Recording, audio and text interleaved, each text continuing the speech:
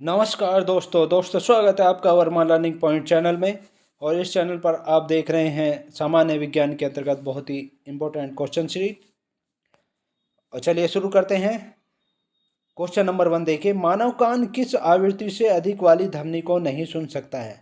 हमारे कान जो हैं किस आवृत्ति से अधिक वाली ध्वनि को नहीं सुन सकते हैं। करेक्ट आंसर है 20,000 हर्ट्ज से अधिक की ध्वनि को नहीं सुन सकते हैं। पराश्रव्य ध्वनि कहते हैं उन्हें, पराश्रव्य तरंगे कहते हैं।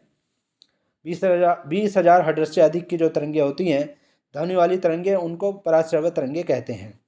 तो उनको जो है हमारा कान नहीं सुन सकता है। नेक्स्ट क्वेश्चन देखिए, मनुष्य की सुनने की क्षमता कितनी होती है। मनुष्य की सुनने की क्षमता जो होती है वो 20 हर्ट्ज से लेकर 20,000 हर्ट्ज के बीच होती है और इन्हें श्रव्य तरंगे कहा जाता है। नेक्स्ट क्वेश्चन देखिए, 20 हर्ट्ज से कम की ध्वनि तरंगे होती हैं। 20 हर्ट्ज से कम की ध्वनि तरंगे जो होती हैं वो अवश्रव्य तरंगे कहलाती हैं। अवश्रव्य तरंगे कहलाती हैं। नेक्स्ट क्वेश्चन देखिए, 20,000 हर्ट्ज से अधिक वाली ध्वनि तरंगे होती हैं, वो कौन सी होती हैं। 20,000 हर्ट्ज से अधिक वाली तरंगे जिनको मनुष्य नहीं सुन सकते हैं, यानी हम नहीं सुन सकते हैं, वो पराश्रव्य तरंगे होती हैं। नेक्स्ट क्वेश्चन देखिए, रक्त में किसकी कमी के कारण प्यास अत्यधिक लगती है। रक्त में किसकी कमी हो जाती है जब प्यास अत्यधिक लगती है, तो वो सोडियम की कमी हो जाती है, तब प्यास अधिक लगती है। नेक्स्ट क्वेश्चन देखिए, शरीर के निर्जलीकरण के दौरान किसकी कमी हो जाती है। शरीर में जब निर्जलीकरण हो जाता है तो किसकी कमी हो जाती है। हो जाती है आरबीसी, लाल रक्त कणिकाओं की कमी हो जाती है। रेड ब्लड सेल्स की कमी हो जाती है, लाल रक्त कणिकाओं की कमी हो जाती है। नेक्स्ट क्वेश्चन देखिए, शुष्क सेल के निर्माण में किसका प्रयोग करते हैं। शुष्क सेल जो होता है उसके निर्माण में किसका प्रयोग किया जाता है। मैग्नीज डाइऑक्साइड और अमोनियम क्लोराइड का प्रयोग किया जाता है। मैग्नीज डाइऑक्साइड एवं अमोनियम क्लोराइड का प्रयोग किया जाता है। नेक्स्ट क्वेश्चन देखिए, संचायक सेल में किसका प्रयोग होता है। संचायक सेल में जो प्रयोग होता है हाइड्रोक्लोरिक एसिड का होता है। हाइड्रोक्लोरिक एसिड का प्रयोग होता है संचायक सेल में। नेक्स्ट क्वेश्चन देखिए, कार्बन का मात्रक है। कार्बन का जो मात्रक है वो जूल है। कार्बन का मात्रक जूल है। नेक्स्ट क्वेश्चन देखिए, उच्च वेग की इकाई क्या है। उच्च वेग की इकाई क्या है। उच्च वेग की जो इकाई है मैक है। मैक उच्च वेग की इकाई है। नेक्स्ट क्वेश्चन देखिए, तरंग दैर्ध्य की इकाई क्या है। तरंग दैर्ध्य की जो इकाई है वो एंगस्ट्रॉम है। तरंग दैर्ध्य की इकाई एंगस्ट्रॉम होती है। नेक्स्ट क्वेश्चन देखिए, पदार्थ की मात्रा की इकाई क्या है। पदार्थ की मात्रा की इकाई जो है वो मोल होती है। मोल होती है। नेक्स्ट क्वेश्चन देखिए, विद्युत आवेश का मात्रक की इकाई क्या है। विद्युत आवेश के मात्रक की जो इकाई है वो कूलाम होती है। कूलाम होती है। नेक्स्ट क्वेश्चन देखिए, ध्वनि की प्रबलता या तीव्रता की इकाई क्या है। ध्वनि की प्रबलता या तीव्रता की इकाई क्या है, वो डेसिबल होती है। डेसिबल होती है।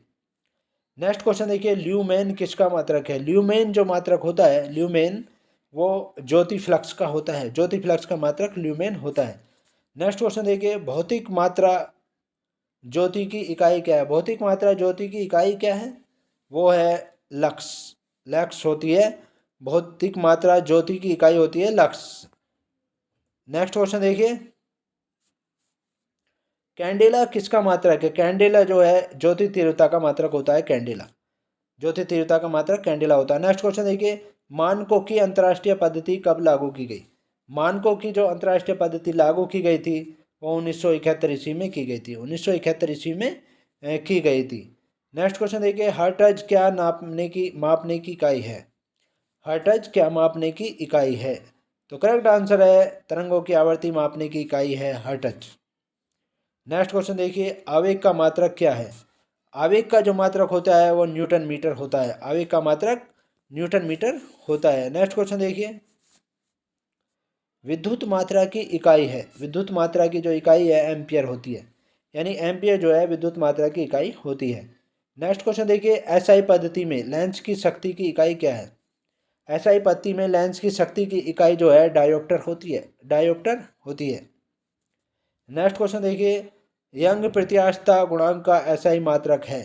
यंग प्रत्यास्थता गुणांक का एसआई मात्रक जो है न्यूटन प्रति मीटर स्क्वायर है। ये न्यूटन प्रति मीटर स्क्वायर होता है। नेक्स्ट क्वेश्चन देखिए, किन भौतिक राशियों के समान विमीय सूत्र हैं। किन भौतिक राशियों के समान विमीय सूत्र हैं?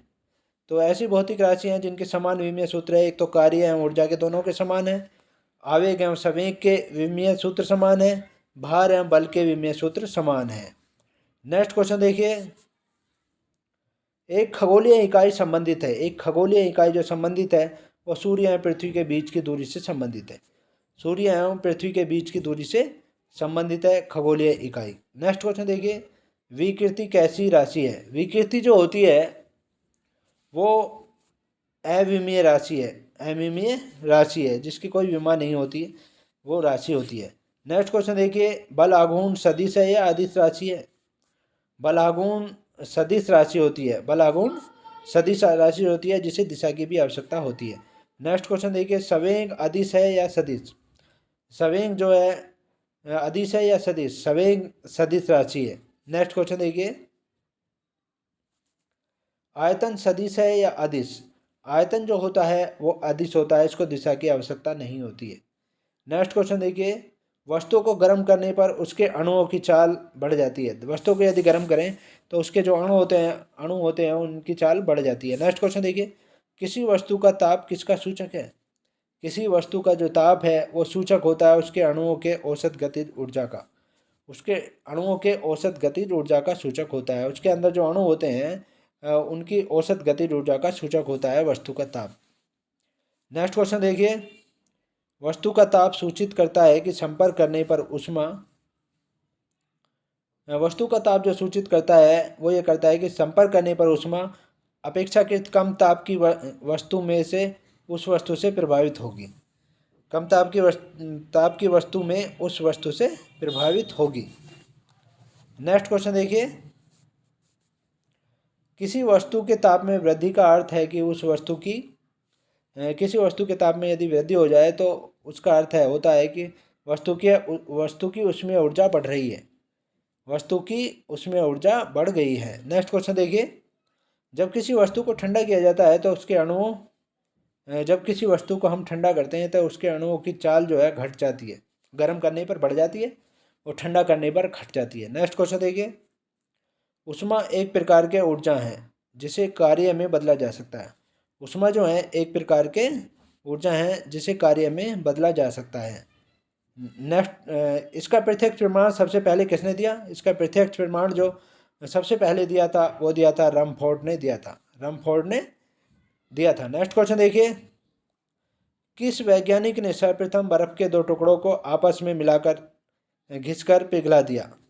कौन सा ऐसा वैज्ञानिक था जिसने सर्वप्रथम बर्फ के दो टुकड़े लिए, उनको आपस में घिसकर पिघला दिया? तो ऐसा था डेवी।